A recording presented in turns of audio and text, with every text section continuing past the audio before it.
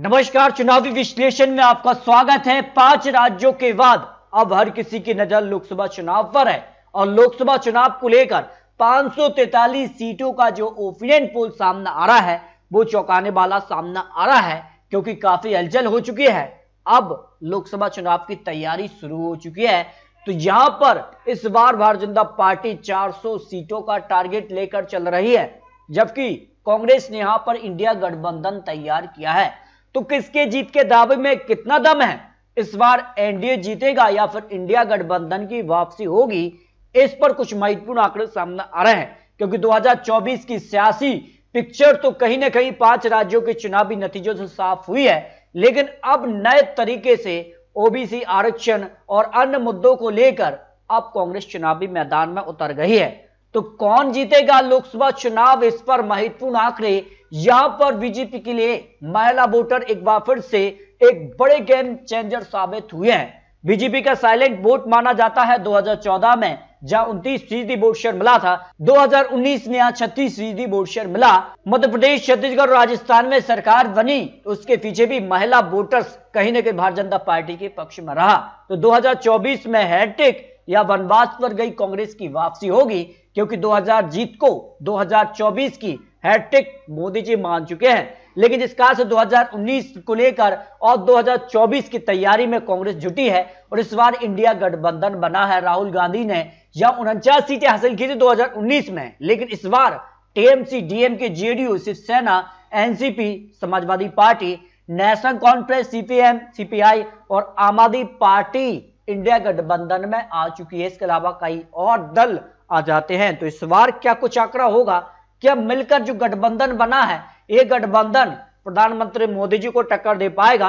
इसके पीछे के कुछ महत्वपूर्ण आंकड़े आपको दिखाते हैं। 2014 में यहां पर कांग्रेस फैल रही थी केवल 44 सीटें, जबकि 2019 में 53 सीटें। तो 2024 में इस बार इंडिया गठबंधन के दम पर बहुमत का आंकड़ा 272 है, उसको पार कर पाएगी? इसको लेकर क्या आंकड़े हैं? तो नरेंद्र मोदी जी जीत की हैट्रिक की बात कर रहे हैं, तो इस बार क्या रिकॉर्ड तोड़ 400 सीटें पार कर पाएंगे चुके हैं? तो गठबंधन बेसिस एनडीए गठबंधन की सीधी टक्कर में कौन आगे दिखाई देता है, इस पर सीएनएक्स सर्वे के आंकड़े यहां पर 543 सीटों पर सामने आ रहा है। उस हिसाब से बिहार सबसे महत्वपूर्ण माना जा रहा है, क्योंकि बिहार में काफी हलचल हुई है और बिहार में 34% vote share Bharatiya Janata party के लिए। तो जेडीयू को 19%, आरजेडी को 18%, कांग्रेस को 8%, एलजेपी को 6% और अन्य के पक्ष में 15% वोट शेयर जा रहा है। सीटों की बात की जाए बिहार की 40 सीटों के लिए, तो भारतीय जनता पार्टी अपने दम पर सबसे ज्यादा बिहार में अभी भी 20 सीटों पर जीत हासिल कर सकते हैं। जेडीयू को 7 सीटें, आरजेडी को भी 7 सीटें, कांग्रेस को 2 सीटें, एलजेपी को 2 सीट, आरएलपी को यहां पर 1 सीट और हम पार्टी को एक अनुमान दिखाई दे रहा है। उस हिसाब से फिर यहां पर खलबली दिखाई दे रही है। भाई पंजाब की अगर बात की जाए तो पंजाब में भी बदलाव देखने को मिला। आम आदमी पार्टी अब सरकार में आ चुकी है, 13 सीटें आती हैं और यहां पर बीजेपी को 18% वोट शेयर मिल सकता है। आम आदमी पार्टी को सबसे ज्यादा 31%, कांग्रेस को 21%, श्रोमणी अकाली दल को भी 18% यानी कि पक्ष में 12% वोट शेयर जा रहा है। आपको बता दें कि लोकसभा चुनाव 2019 में श्रोमणी अकाली दल और भारतीय जनता पार्टी का गठबंधन था, लेकिन बाद में यह गठबंधन टूट चुका है। तो इसके बाद अपने दम पर यहां पार्टियां चुनावी मैदान में होगी। आंकड़ा कहता है कि यहां पर जो है इंडिया गठबंधन को सभी 13 सीटों पर जीत की संभावना है। भारतीय जनता पार्टी अपने दम पर 0 सीट, जबकि अगर गठबंधन के तौर पर अन्य पार्टी से गठबंधन करती है तो फिर आंकड़ा बढ़ सकता है, जो सीएनएक्स सर्वे के आंकड़े सामने आ रहे हैं। जबकि झारखंड में भी काफी हलचल देखने को मिली है और झारखंड से लोकसभा की 14 विधानसभा सीटें आती हैं। यहां पर 12 सीटों पर भारतीय जनता पार्टी, जबकि 1 सीट पर जेएमएम और 1 सीट आसू पार्टी के पक्ष में जा रही है, जो कि भारतीय जनता पार्टी के साथ गठबंधन में है। जेएमएम और कांग्रेस का यहां पर गठबंधन है। तो फिलहाल झारखंड में भारतीय जनता पार्टी का पलड़ा भारी नजर आ रहा है। भाई हरियाणा की 10 लोकसभा सीटों पर भारतीय जनता पार्टी करीब 8 लोकसभा सीटों पर भारी नजर आ रही है, जबकि कांग्रेस का पलड़ा 2 सीटों पर भारी नजर आ रहा है।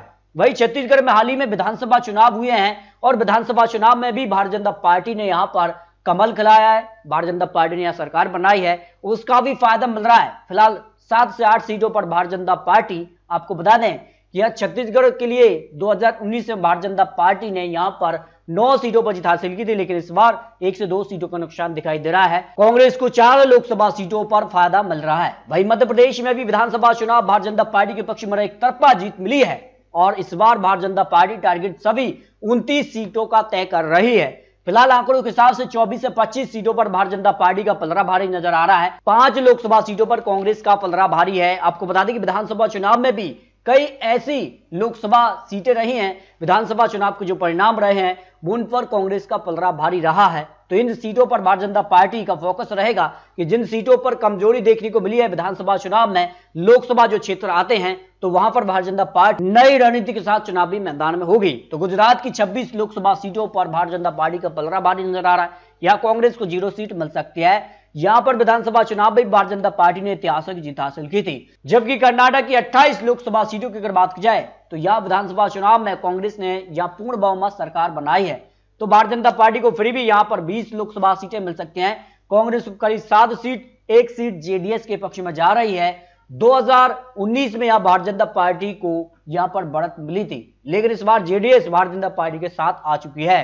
भाई महाराष्ट्र की बात की जाए तो महाराष्ट्र में पेंच फंसा हुआ है। महाराष्ट्र में अब 6 बड़े दल बन चुके हैं, जिसमें भारतीय जनता पार्टी, कांग्रेस पार्टी, शिवसेना से शिंदे गुट, शिवसेना से उद्धव गुट और एनसीपी से अजित और एनसीपी से शरद पवार। इसके अलावा सीपीएम और सीपीआई भी है। लेकिन मैंने टक्कर 6 पार्टियों में से 3 पार्टी एनडीए गठबंधन में है, तो 3 पार्टी यहां पर इंडिया गठबंधन में है।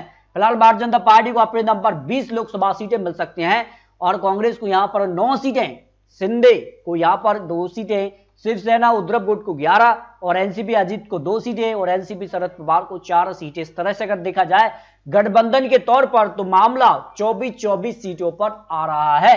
जबकि अगर बात की जाए केरल की 20 लोकसभा सीटों का भी ओपिनियन पोल सामने आ रहा है। 20 में से करीब 17 लोकसभा सीटों पर कांग्रेस का पलड़ा भारी नजर आ रहा है। यहां पर 3 से 4 सीटें एलडीएफ के पक्ष में जाने का अनुमान है। भारतीय जनता पार्टी यहां 0 सीट पर आ सकती है, जो केरल को लेकर ओपिनियन पोल सामने आ रहा है। वही पश्चिम बंगाल की 42 लोकसभा सीटें, पश्चिम बंगाल एकमात्र राज्य महिला मुख्यमंत्री हैं और कई समय से मुख्यमंत्री रहे हैं और इससे पहले भी यह विधानसभा चुनाव में ममता बनर्जी ने बड़ी जीत हासिल की थी।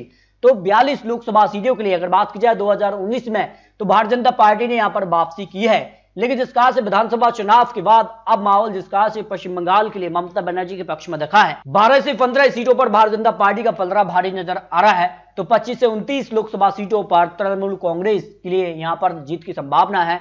लेफ्ट को 0 सीट, कांग्रेस के पक्ष में 1 सीट जा रही है। लेकिन आपको बता दें कि इस बार इंडिया गठबंधन के तौर पर कांग्रेस, तृणमूल कांग्रेस और यहां पर सीपीएम जैसे गठबंधन है, जबकि भारतीय जनता पार्टी अपने दम पर यहां चुनावी मैदान में होगी। बात की जाए उड़ीसा की 21 लोकसभा सीटों के लिए तो भारतीय जनता पार्टी को करीब 8 लोकसभा सीटें, वही 13 सीटों पर बीजू जनता दल का यहां पर पलड़ा भारी नजर आ रहा है। भाई उत्तराखंड की 5 सीटों की बात की जाए तो भारतीय जनता पार्टी यहां पर सभी 5 सीटों पर जीत हासिल कर रही है और यहां पर उत्तर प्रदेश सबसे निर्णायक राज्य माना जाता है, क्योंकि लोकसभा की 80 सीटें आती हैं, सबसे ज्यादा सीटें आती हैं और यहां पर सीधे तौर पर जिसको बढ़त मिलती है सरकार बनाने के चांसेस उसके बढ़ जाते हैं। यह राजनीतिक चाणक्य कहते हैं। तो भारतीय जनता पार्टी करीब 70 सीटों पर जीत की संभावना है। समाजवादी पार्टी को 4 सीटें, कांग्रेस को 2 सीटें, 2 सीटों पर अपना दल को भी जीत की संभावना, 2 सीटें अन्य के पक्ष में जा सकती हैं। भाई तेलंगाना में भी हाल ही में विधानसभा चुनाव हुए हैं और विधानसभा चुनाव के परिणाम कांग्रेस के पक्ष में रहे। कांग्रेस ने यहां पहली बार सरकार बनाई है और ऐसे में माना जा रहा है कि अब भारतीय जनता पार्टी को यहां पर तेलंगाना में 6 लोकसभा सीटों पर पलड़ा है। लेकिन आपको बता दें कि तेलंगाना में अब कांग्रेस करीब 5 से 8 सीट तक पहुंच सकती है, जबकि बीआरएस का यहां पर पलड़ा कमजोर नजर आया है विधानसभा चुनाव में भी। तो कांग्रेस को यहां पर फायदा मिलेगा करीब 5 से 8 लोकसभा सीटों पर, जबकि बीआरएस यहां पर जो है 3 से 5 सीटों पर आ सकती है। यानी कांग्रेस सबसे ज्यादा सीटें तेलंगाना में लोकसभा की हासिल कर सकती है, जो आंकड़े सामने आ रहे हैं। भाई आंध्र प्रदेश की 25 लोकसभा सीटों के लिए बायसार कांग्रेस पार्टी के पक्ष में करीब 18 लोकसभा सीटें जा सकते हैं और कुछ सीटें यहां पर अन्य पार्टी यानी 7 सीटें अन्य पक्ष में जा रही है। इस हिसाब से आंध्र प्रदेश में बायसार का ही पलड़ा भारी नजर आ रहा है। भाई हिमाचल प्रदेश की बात की जाए तो हिमाचल प्रदेश में कांग्रेस की सरकार बनी है। हाल ही में जो विधानसभा चुनाव हुए थे 2023 के लिए, तो यहां पर 4 सीटों में से 3 सीटों पर भारतीय जनता पार्टी, जबकि कांग्रेस का 1 सीट पर पलड़ा भारी नजर आ रहा है। भाई जम्मू और कश्मीर लद्दाख की बात की जाए तो 6 लोकसभा सीटें आती हैं, 3 सीटों पर भारतीय जनता पार्टी, जबकि कांग्रेस का 0 सीट, नेशनल कॉन्फ्रेंस को 2 सीटें, 1 सीट यहां पर डीएपी पार्टी के पक्ष में जा रही है। यानी जो गठबंधन बना इंडिया गठबंधन को 3 सीटें इंडिया के अलावा एनडीए के पक्ष में यानी भारतीय जनता पार्टी के पक्ष में जा सकती हैं। जबकि दिल्ली की 7 सीटों में अगर बात की जाए तो 7 में से 5 सीटों पर भारतीय जनता पार्टी, जबकि आम आदमी पार्टी इस बार 2 लोकसभा सीटों पर बाजी मार सकती है, जिसका के आंकड़े बन रहे हैं क्योंकि एमसीडी चुनाव और विधानसभा चुनाव और उसके बाद पंजाब में विधानसभा चुनाव जीता है, उसके साफ संकेत है कि आम आदमी पार्टी इस बार लोकसभा के लिए काफी बड़ी पार्टी बन सकती है। दिल्ली के अंदर कांग्रेस से भी बड़ी पार्टी बन सकती है, जबकि पंजाब को लेकर काफी चौंकाने वाले आंकड़े सामने आए हैं। इसके अगर बात की जाए तो पूर्वोत्तर राज्यों से करीब 25 लोकसभा सीटें हैं और ये छोटे बड़े राज्य हैं, और यहां पर अगर बात की जाए तो एनडीए का पलड़ा इन छोटे राज्यों पर भारी नजर आ रहा है। करीब 21 लोकसभा सीटें, जबकि इंडिया गठबंधन को 3 सीटें, 1 सीट यहां पर यूडीएफ के पक्ष में जाने का अनुमान दिखाई दे रहा है। जबकि राजस्थान में यहां पर हाल ही में विधानसभा चुनाव में यहां भारतीय जनता पार्टी ने सरकार बना ली है, तो भारतीय जनता पार्टी को करीब 21 लोकसभा सीटें मिल सकती हैं। कांग्रेस 4 सीटों पर आ सकती है, यानी कि पक्ष में 0 सीट जा रही है, यानी कांग्रेस को यहां पर कुछ सीटों का फायदा मिल सकता है, जो अनुमान सामने आ रहा है। इस तरह से अगर बात की जाए तो लोकसभा को लेकर जो पहला ओपिनियन पोल इंडिया टीवी सैनिक सर्वे के सामने आ रहे हैं, उस हिसाब से 2024 में मोदी या महागठबंधन, आंकड़े तो इंडिया गठबंधन के लिए बुरी खबर ला रही, क्योंकि 175 सीटों पर इंडिया गठबंधन सिमट रहा है, जबकि एनडीए गठबंधन को 318 सीट और अन्य के पक्ष में 50 लोकसभा सीटें जाने का अनुमान सामने आ रहा है। फिलहाल आपको बता दें कि 272 सीटों पर बहुमत का आंकड़ा मिलता है, उस आंकड़े को एनडीए यहां पर जो है पूर्ण बहुमत से सरकार लोकसभा चुनाव में बना सकता है। अगर आज लोकसभा चुनाव होते हैं तो एनडीए को 350 के आंकड़े तक की संभावनाएं जताई जा रही हैं, जबकि यहां पर जो इंडिया गठबंधन बना है, अन्य विपक्षी दल मिलकर इस बार चुनाव लड़ रहे हैं, उनको करीब 175 से 200 सीटों का अनुमान है। उस हिसाब से अगर बात की जाए तो फिर यहां पर बहुमत का आंकड़ा 272 है, उस आंकड़े से काफी पीछे नजर आ रहा है। अन्य के पक्ष में 50 सीटें ऐसी हैं जो ना तो एनडीए गठबंधन में ना इंडिया गठबंधन में, वो अपने दम पर चुनाव लड़ेंगे, तो ये 50 सीटें भी निर्णायक होती हैं।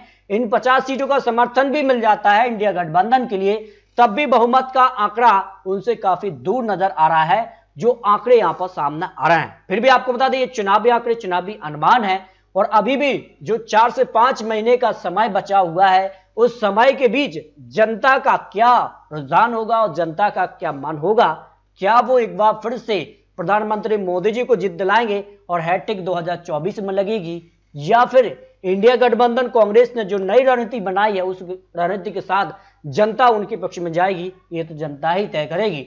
इसको लेकर और महत्वपूर्ण विश्लेषण आपको लोकसभा चुनाव को लेकर दिखाने जा रहे हैं। तो मिलते दोस्तों और लेटेस्ट और महत्वपूर्ण विश्लेषण के साथ, तब तक ले जाए जय भारत।